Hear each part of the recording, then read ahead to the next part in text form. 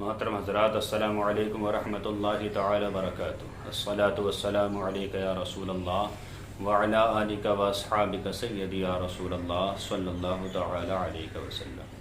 سائل نے سوال کیا ہے کہ حضرت میری ایک دکاندار سے لڑائی ہو گئی ہے، میں دکان پر گیا تھا انڈا لینے کے لیے، وہ انڈا خراب نکلا، میں نے اس سے کہا دوسرا انڈا دیجئے یا پھر اس کی قیمت دیجئے، تو اس نے کچھ بھی دینے کو تیار نہیں ہوا۔ شریعت کا اس میں کیا فیصلہ ہے؟ دیکھیے حضرات، شریعت کا مسئلہ وہ ہے جو ہے، لیکن بات ویسے تعجب کی ہے۔ مسئلہ شرعیہ کیا ہے، اس کے تعلق سے آپ سنتے چلیں۔ اگر کسی نے دکان پر جا کر انڈا خریدا، گھر لا کر اسے پھوڑا یا وہیں پھوڑا اور وہ انڈا خراب نکلا، قابل استعمال نہیں تھا، تو دکاندار پر پوری قیمت دینا واجب ہے، یا پھر گراہک کو اسی طرح کا صاف ستھرا انڈا دینا یہ واجب ہے۔ یہ مسئلہ بہار شریعت 12واں حصہ صفحہ نمبر 78 پر موجود ہے۔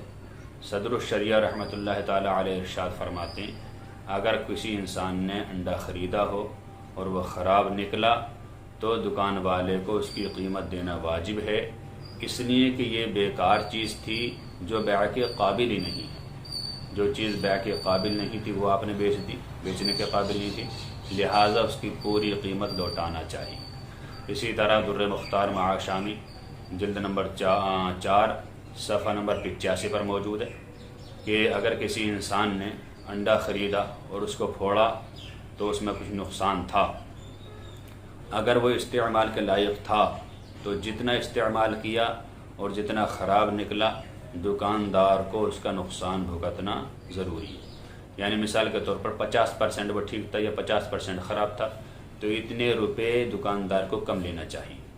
آگے فرماتے ہیں اگر وہ مکمل فاسد تھا، مکمل ہی خراب تھا، تو دکاندار کو پورا ثمن لوٹانا ضروری ہے، یعنی پوری قیمت واپس کرنا ضروری ہے، اس لیے کہ یہ ایسی چیز ہے جو بیع کے قابل ہی نہیں ہے۔ اسی طرح کا مسئلہ فتاوی عالمگیری شریف جلد نمبر 5 صفحہ نمبر 76 پر موجود ہے۔